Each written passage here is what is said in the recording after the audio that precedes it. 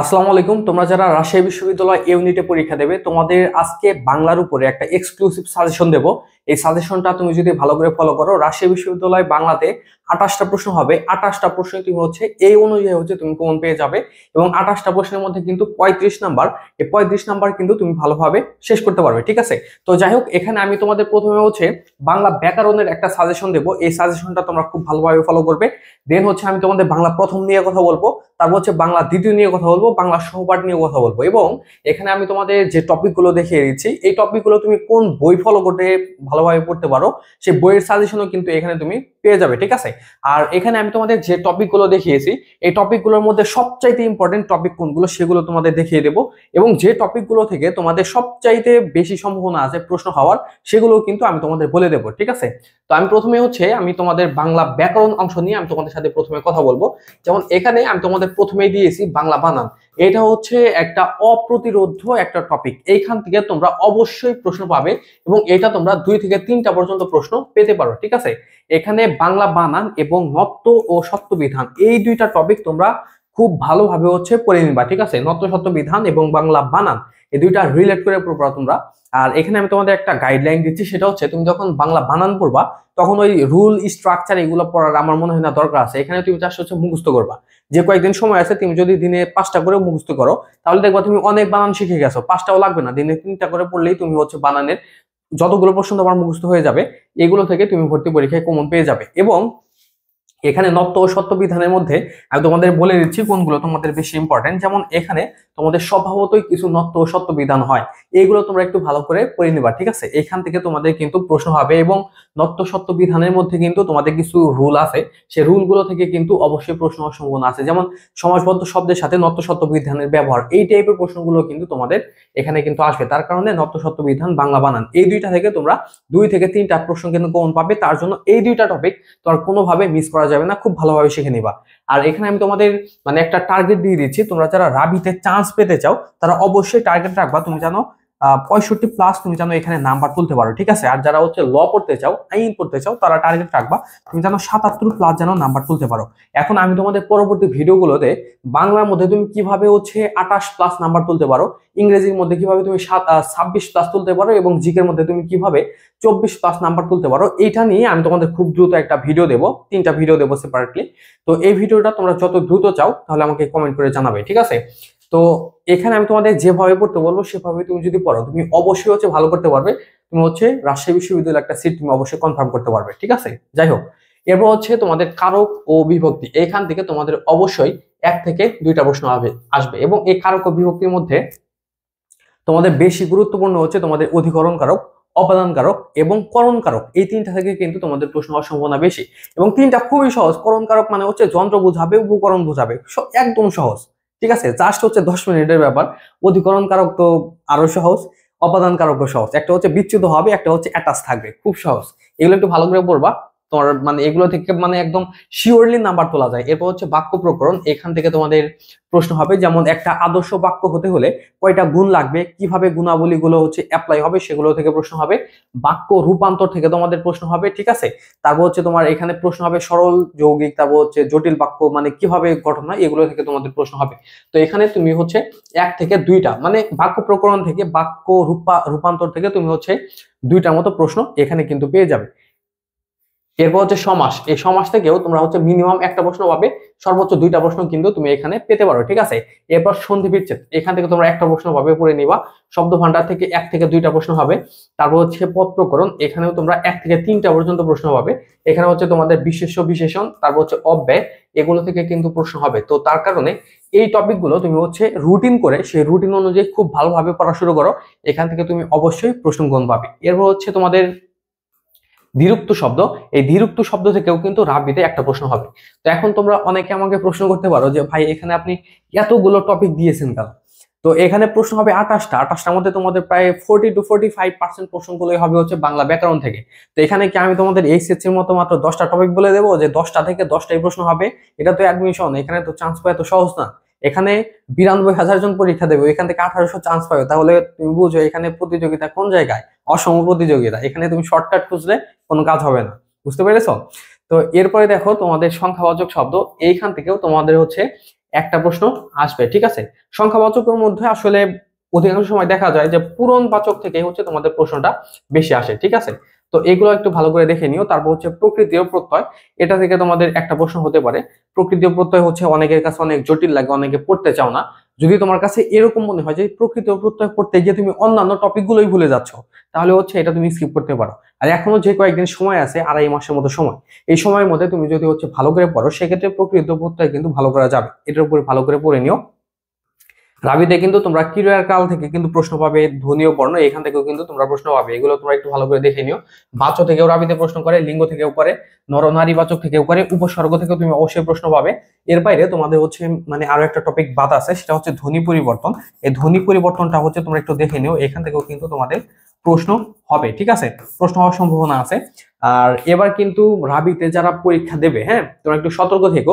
এবার কিন্তু রাবিতে চান্স পাওয়া তুলনামূলকভাবে কিন্তু কঠিন হবে, কারণ এবার যারা চান্স পাবে ওরা কিন্তু সিট ছাড়বে না, ওয়েটিং লিস্ট কিন্তু কম টানবে, কারণ রাবির পরীক্ষা হচ্ছে সবার শেষে। তার কারণে তোমরা যারা মনে করছো যে রাবিতে হয়তো আমি 250 বা 300 পজিশন থেকে হচ্ছে ল পাবো, এটা কিন্তু আসলে সম্ভব হবে না। এবার তোমাদের সর্বোচ্চ 200 পর্যন্ত যেতে পারে, কারণ এটা হচ্ছে সবার শেষে পরীক্ষা হবে। আর লতে সিটি আছে হচ্ছে রাবিতে হচ্ছে আইনের 2টা ডিপার্টমেন্ট, একটা হচ্ছে আইন আর একটা আইন ও ভূমি প্রশাসন, এই 2টা মিলিয়ে হচ্ছে 160টা সিট। তো তোমরা যারা হচ্ছে লতে পড়তে চাও তাদের কিন্তু অবশ্যই কি করতে হবে, তোমাদের 200-র মধ্যে মেরিট রাখতে হবে। আর এখানে যে 1800-র মতো সিট আছে, এই 1800-র মধ্যে কিন্তু তুমি 1800তম হলেও কিন্তু মানে এমন হতে পারে নাও সিট পেতে পারো, কারণ এখানে কিছু কিছু ডিপার্টমেন্ট আছে, ওই ডিপার্টমেন্ট গুলো হচ্ছে মানে যেমন আরবি, ইসলামের ইতিহাস, এগুলো হচ্ছে যারা মাদ্রাসা ব্যাকগ্রাউন্ডের স্টুডেন্ট ছিল তাদের জন্য বরাদ্দ থাকে। সেক্ষেত্রে তোমাদের দেখা যায় যে ভালো একটা মেরিট কিন্তু তোমাদের এখানে করতে হবে, ঠিক আছে। তো এটা গেল। এখন আমাদের হচ্ছে বাংলা প্রথম পত্র, তারপর হচ্ছে বাংলা বিরোচন অংশ, বাংলা দ্বিতীয় পত্র দেখলাম, তারপর হচ্ছে বাংলা তোমাদের হচ্ছে সহপাঠ, এগুলোর মধ্যে তোমরা কিভাবে পড়তে পারো সে বিষয়ে আমি তোমাদের ধারণা দেবো। তার আগে আমি তোমাদের একটা অ্যানাউন্সমেন্ট দিচ্ছি, আমাদের কিন্তু বর্তমানে রাবি ইউনিটের একটা কোর্স কিন্তু শুরু হতে যাচ্ছে, যেখানে আমাদের ফি মাত্র 1000 টাকায়, ঠিক আছে। 1000 টাকায় তুমি রাবি ইউনিটের A to Z কমপ্লিট করে ফেলতে পারবে। এখানে তোমাদের যারা ক্লাস নেবে, যারা তোমাদের গাইডলাইন দেবে, প্রত্যেকে রাবির আইনের স্টুডেন্ট এবং প্রত্যেকে টপ মেরিট করা এবং অন্যান্য ভার্সিটির টপ মেরিট করা। তো তুমি যদি এখানে তাদের ক্লাস করো, তুমি অবশ্যই হচ্ছে এখানে বেস্ট একটা সাপোর্ট পেয়ে যাবে, ঠিক আছে। আর আমাদের মূল ফি ছিল 2000, সেখানে তুমি 1000-এ পাচ্ছ। আমি নিজেও রাবির আইন ও ভূমি প্রশাসনের স্টুডেন্ট, এবং তোমাদের এখানে যারা ক্লাস নেয় প্রত্যেকে হচ্ছে রাবির আইনের স্টুডেন্ট। তো এখানে তোমরা কি লেভেলের সাপোর্ট পাবে সেটা তোমরা ভর্তি হলে বুঝতে পারবে। তো এখানে আমাদের মোট ক্লাসের সংখ্যা হচ্ছে 45টা। তো 45টা ক্লাসে আমরা রাবি ইউনিট একদম কমপ্লিট করে ফেলবো। তো এখানে তোমাদের মধ্যে কিছু কিছু হচ্ছে মানে স্টুডেন্ট আছো, তারা প্রশ্ন করো যে ভাই এখানে ক্লাস সংখ্যা এত কম কেন। তো এখানে আমি বলবো যে 45টা ক্লাস মানে তুমি বুঝো 45টা ক্লাস কতগুলো। একটা ভার্সিটির সিলেবাস শেষ করতে এতগুলো ক্লাস লাগে না। যদি তুমি হচ্ছে কোয়ালিটি লেস হচ্ছে 1000 ক্লাস করো, যেটা কোনো মূল্য নেই, ক্লাস করে লাভ আছে নাকি? তো এখানে হচ্ছে কোয়ালিটি দেখতে হবে, নট কোয়ান্টিটি, ঠিক আছে। এখানে যে ক্লাসগুলো তোমাদের হবে প্রত্যেকটা হচ্ছে মানসম্মত ক্লাস, প্রিমিয়াম ক্লাস।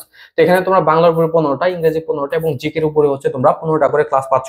এবং ক্লাস টাইমে তোমরা যদি ক্লাস করতে নাও পারো, সেক্ষেত্রে রেকর্ড ক্লাস করতে পারবে। প্রত্যেকটা ক্লাসের সাথে তোমরা লেকচার শিট পাবে। রাবি ইউনিটের প্রিপারেশন অবশ্যই 100% হয়ে যাবে। ভর্তি পরীক্ষার আগ পর্যন্ত তোমরা সাপোর্ট পেয়ে যাবে। আমাদের কোর্স শুরু হবে 5 তারিখ থেকে। আর তোমরা যারা হচ্ছে এখন ভর্তি হতে পারবা না, 2-1 দিন পরে ভর্তি হতে পারো, কারণ আমাদের এখানে ক্লাসগুলো রেকর্ড থাকবে, পরবর্তী সময় ভর্তি হতে পারবে। তো এখানে হচ্ছে এই যে নাম্বারটা দেয়া আছে, এই নাম্বারে তুমি হচ্ছে ফোনে কল করতে পারো, হোয়াটসঅ্যাপে জানাতে পারো, টেলিগ্রাম করতে পারো। বেশি ভালো হয় যদি তুমি হোয়াটসঅ্যাপে জানাও, ঠিক আছে। তো রাবির জন্য one of the best, one of the premium batch হবে আমাদের এখানে। রাবিতে যেই স্ট্যান্ডার্ডে হচ্ছে প্রশ্ন হবে, সেম ওই স্ট্যান্ডার্ডে হচ্ছে আমাদের এখানে তুমি, ঠিক আছে, ক্লাসগুলো করতে পারবে। আর এখানে আমাদের ক্লাসের একটা বিশেষত্ব হচ্ছে প্রত্যেকটা ক্লাসে হচ্ছে আমরা গাইডলাইন দিয়ে দেই, সাজেশন দিয়ে দেই। যে টপিকগুলো পড়াচ্ছি ওই টপিকের উপরে রাবিতে কিভাবে প্রশ্ন হতে পারে সেই বিষয়ে কিন্তু আমরা আলোচনা করি। তার কারণে এই সুযোগটা তোমাদের মনে হয় না সারা শুধু মানে ভালো হবে, মানে যুক্তিসঙ্গত হবে, আমাদের সাথে থাকতে পারো, বেস্ট একটা সাপোর্ট আমাদের এখান থেকে পেয়ে যাবে। যাই হোক, এখন আমাদের হচ্ছে বাংলা প্রথম পত্র, বাংলা সহপাঠ এবং তোমাদের হচ্ছে বিরোচন অংশ, এগুলোর মধ্যে নিয়ে আমি তোমাদের সাথে একটু আলোচনা করি। যেমন আমি প্রথমে হচ্ছে বিরোচন নিয়ে কথা বলছি। বিরোচনের মধ্যে তোমাদের কতগুলো প্রশ্ন হতে পারে? আচ্ছা, এখানে তোমাদের মোট প্রশ্ন হবে হচ্ছে 28টা। এই 28টার মধ্যে তোমাদের বাংলা ব্যাকরণ থেকে তোমাদের প্রশ্ন হবে হচ্ছে ধরো 11 থেকে 13টার মতো প্রশ্ন হবে হচ্ছে বাংলা ব্যাকরণ থেকে। তারপরে তোমাদের এখানে বাংলা প্রথম পত্র থেকে, প্রথম পত্রের মধ্যে হচ্ছে তোমাদের সহপাঠ এবং সাহিত্য দুইটাই ইনক্লুডেড, এখানেও তোমাদের প্রশ্ন হবে ধরো হচ্ছে 12টার মতো। বাকি যে কয়েকটা প্রশ্ন থাকবে সে কয়েকটা হচ্ছে এখানে বিরোচন থেকে প্রশ্ন হবে। বিরোচন থেকে তোমাদের 4 থেকে 5টা মতো প্রশ্ন হতে পারে, ঠিক আছে। তো এখানে তোমাদের বিরোচন থেকে কি করবা? বিরোচনের মধ্যে আমি যদি তোমাদের এক বাক্যে বা মোটা দাগে বলি, তাহলে হচ্ছে তুমি বিগত সালের প্রশ্নগুলো ভালো করে পড়বা, ওইগুলো থেকে আশা করি মনে চলে আসবে। ঠিক আছে, বিরোচনের মধ্যে তোমরা হচ্ছে ধরো এটিএম বইটা পড়তে পারো, এখানে বিগত সালে যে প্রশ্নগুলো দেয়া আছে, ওইখানে বাগধারা বিগত সালের প্রশ্ন, তারপর হচ্ছে এক কথায় প্রকাশ, পারিভাষিক শব্দ, শব্দার্থ, বিপরীত শব্দ, সমার্থক শব্দ, এগুলো পড়ে নিবা, এখান থেকে তোমরা প্রশ্নগ্রহণ পাবে। আর বিরোচনের মধ্যে আমি তোমাদের যে কথাটি বলবো সেটা হচ্ছে তোমরা চ্যাপ্টার বাই চ্যাপ্টার পড়ার চাইতে রাবির জন্য তোমাদের জন্য বেশি বেটার হবে যদি হচ্ছে বিগত সালের প্রশ্নগুলো দেখো। এটা কিন্তু রাবির বিগত সালের প্রশ্ন না, তোমরা অনেক গর্ধব আছো, আমি ফার্স্ট ক্লাস গর্ধব, তারা মনে করো যে হচ্ছে প্রশ্ন ব্যাংক করে আমি চান্স পাবো, প্রশ্ন ব্যাংক করে তুমি পরীক্ষা দিতে আসো, তুমি 50 নাম্বার তুলতে পারবো না। ঠিক আছে, তো এখানে একটা কথা হচ্ছে প্রচলিত আছে, রাবির জন্য প্রশ্ন ব্যাংক পড়লেই হয়ে যায়, এসব মানে বলদ মার্কা স্টুডেন্ট যাদের এই ধরনের কথা বিশ্বাস করে তারা কিন্তু চরম মাত্রার একটা ধোঁকা খায়। ঠিক আছে, এই ধরনের কিন্তু কথার মধ্যে কিন্তু পড়া যাবে না। মানে কিছু কিছু মানে ইনস্ট্রাক্টর আছে যারা কোনো কিছু বুঝে না, রাবি নিয়ে এলোমেলো তথ্য ছড়ায়, ওইগুলোর মধ্যে কিন্তু ফাঁদে পাওয়া যাবে না, এদিকে সতর্ক থেকো। ঠিক আছে, বিগত সালের প্রশ্ন পড়ে যদি চান্স পাওয়া যায়, তাহলে এখানে 92,000 জন পরীক্ষা দিয়ে মানে তোমার হচ্ছে এত কম্পিটিশনে আসতে হতো না। এসব হচ্ছে বোগাস কথা, ফাউল কথা, এদিকে তোমরা একটু নজর রেখো। ঠিক আছে, তো বিরোচনের জন্য তোমরা বিগত সালের হচ্ছে বিসিএস এর প্রশ্নগুলো পড়বা, তারপর হচ্ছে বিভিন্ন চাকরি পরীক্ষার প্রশ্ন পড়বা, এবং অ্যাডমিশনের সকল ভার্সিটির অ্যাডমিশনের যে প্রশ্নগুলো আছে সেগুলো ভালো করে পড়বা। আশা করি এখান থেকে তুমি ভালো একটা সাপোর্ট পেয়ে যাবে। ঠিক আছে, তো এটা গেল। এরপরে তোমাদের হচ্ছে বাংলা প্রথম পত্রের মধ্যে তোমাদের আছে সাহিত্য এবং সহপাঠ, এই দুইটার জন্য তুমি হচ্ছে একটা গাইড বই ফলো করতে পারো, এবং আমি তোমাদের সব সময় হচ্ছে প্রিফার করি তোমরা হচ্ছে তোমাদের যে মূল বইটা আছে সেই মূল বইটা পড়বা, মূল বইয়ের পাশাপাশি হচ্ছে তুমি গাইড বই পড়বা। ঠিক আছে, মূল বইয়ের মধ্যে কিছু কিছু লাইন থাকে যে লাইনগুলো তুমি কিন্তু ওই বইয়ের মধ্যে পাবে না, গাইড বইয়ের মধ্যে পাবে না। ঠিক আছে, এই কারণে কিন্তু তোমাদের মূল বইটা পড়া প্রয়োজন, মূল বইয়ের পাশাপাশি হচ্ছে তুমি গাইড বই পড়বা, যেটা আমি নিজে করতাম। আমার নিজের কিন্তু রাবিতে, হ্যাঁ আমি রাবিতে আমি নাম্বার পেয়েছিলাম 75 পয়েন্ট সামথিং, এই মুহূর্তে মনে নেই। তো আমার সময় একটা প্রশ্ন আসছিল যে ফেব্রুয়ারি 1969 সালে যে একটা লাইন তুলে দিছে, দিয়ে বলছে যে সেই ফুল আমাদের চেতনার রং নাকি চেতনারই রং। ঠিক আছে, তো আমি কিন্তু এগুলো পড়েছিলাম তারপরে ভুলে গেছি, আমি কিন্তু চেতনার রং কিন্তু দিয়েছি, শেষে কিন্তু রস্বইকার একটা আছে, চেতনারই হবে। ঠিক আছে, তো এই জায়গায় কিন্তু আমি একটা ভুল করে ফেলছি, এই ভুলগুলো যেন তোমাদের না হয় তার কারণে তোমাদের বইটা পড়তে হবে, এদিকে একটু নজর রেখো। ঠিক আছে, তো বাংলা প্রথম পত্রের জন্য তোমরা হচ্ছে সাহিত্য পাঠ বইটা পড়বা, পাশাপাশি গাইড বই পড়বা। বাংলা সহপাঠের জন্য আসলে আমি মনে করি যে রাবির জন্য আসলে সহপাঠ তোমাদের সেভাবে ধরো রিডিং টু রিডিং পড়া সেরকম দরকার নেই, তুমি যদি একটা ভালো মানের গাইড বই পড়ো এখান থেকে তুমি প্রশ্নগ্রহণ পাবে, ওরকম ডিপ প্রশ্ন হবে না। আর এখানে বেশি ভালো হয় তুমি যদি তারপরেও বইটা যদি রিডিং পড়ো, সেক্ষেত্রে তোমার জন্য সেফ জোন। ঠিক আছে, এভাবে তোমরা পড়ো। আর এখানে বইয়ের কথা যদি আমি বলি, বইয়ের জন্য তুমি অভিযাত্রী বইটা পড়তে পারো, এটা ভালো বই, এটা বই পড়লেই তোমরা হচ্ছে বাংলা ব্যাকরণ, তারপর হচ্ছে বাংলা প্রথম পত্র, এটার জন্য হচ্ছে অন্য বই পড়ার প্রয়োজন হবে না, এটা থেকে তোমাদের হয়ে যাবে।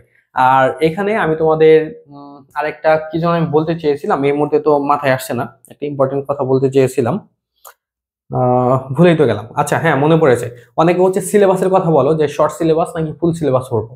তো ভার্সিটিতে আসলে বলা থাকে যে শর্ট সিলেবাস থেকে হচ্ছে প্রশ্ন হবে বা বোর্ড কর্তৃক সিলেবাস থেকে প্রশ্ন হবে, কিন্তু দেখা যায় যে তোমাদের হচ্ছে প্রায় 20% প্রশ্ন মতো থাকে যেগুলো হচ্ছে শর্ট সিলেবাসের বাইরে থেকে প্রশ্ন আসে, তার কারণে তুমি শর্ট সিলেবাসকে হাইলাইট করে পড়বা, এবং ফুল সিলেবাসের মধ্যে তোমার একটু ধারণা রাখলে তোমার জন্য এটা হচ্ছে বেটার। তো আজকে আমাদের আলোচনা এই পর্যন্তই ছিল। আমাদের নিয়মিত গাইডলাইন পেতে অবশ্যই আমাদের সাথে থাকো, অ্যাডমিশন মেন্টরস ফেসবুক পেজের সাথে থাকো, আর আমাদের কোর্সের সাথে অ্যাড থাকতে পারো, বেস্ট একটা সাপোর্ট আমাদের ওইখান থেকে তোমরা পেয়ে যাবে। তো সবাই ভালো থাকো, আর আমাদের কোর্সের বিবরণ কিন্তু ডেসক্রিপশনেও তুমি দেখতে পারবে। তো সবাই ভালো থাকো, সবার জন্য শুভকামনা, বেস্ট অফ লাক, আসসালামু আলাইকুম, বাই।